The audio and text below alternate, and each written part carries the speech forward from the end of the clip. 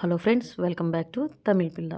இன்றைக்கி நம்ம அப்பார்ட்மெண்ட்டில் விநாயகர் வச்சுருக்காங்க. அது உங்களுக்கு நான் ப்ரீவியஸ் வீடியோவில் காமிச்சிருக்கேன். இன்றைக்கி அந்த விநாயகருக்கு நம்ம நைவேத்தியம் எடுத்துகிட்டு போகிறேன்.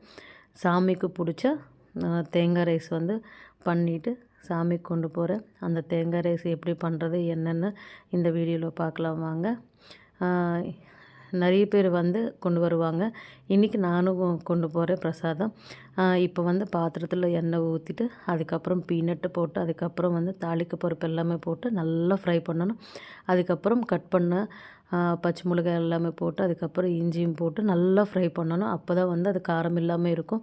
அதுக்கப்புறம் பெரிய வெங்காயம் போட்டு அதுவும் நல்லா ஃப்ரை பண்ணணும். அப்போ தான் நல்லா ஸ்மெல்லு வரும்.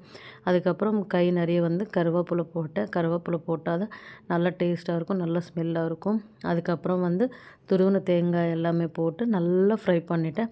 நல்லா ஃப்ரை பண்ணாத தேங்காய் சாதம் நல்லாயிருக்கும். ஸோ அதனால் நல்லா ஃப்ரை பண்ணிவிட்டு கை நிறைய கொத்தமல்லி எல்லாம் போட்டு உப்பு போட்டு நல்லா ஃப்ரை பண்ணி அதுக்கப்புறம் வேக வச்சுனா ரைஸும் அதில் போட்டு நல்லா மிக்ஸ் பண்ணி பக்கத்தில் வச்சுருக்கேன். அதுக்கப்புறம் இன்றைக்கி ஃப்ரைடே இல்லையா, ஸோ அதனால் சாமிக்கு ரூம் ஃபுல்லாக தூபம் போடலான்னு நான் தேங்காய் ஷெல்லு வச்சு தான் தூபம் போடுவேன்.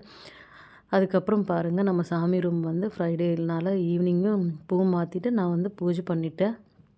அதுக்கப்புறம் அந்த தூபம் எல்லாமே நம்ம வீட்டுக்கு ஆஸ் யூஷுவலாக எல்லா ரூம்ஸ்க்கு காமிச்சிடுவேன். நம்ம வீட்டில் இருக்கிற நெகட்டிவ் எனர்ஜி எல்லாமே போயிடும். அது உங்களுக்கும் நல்லாவே தெரியும்.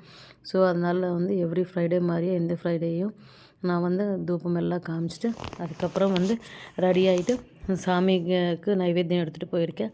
சாமிக்கு இந்த ரெட் கலர் மாலை நான் தான் கோர்த்துட்டு எடுத்துகிட்டு போனேன்.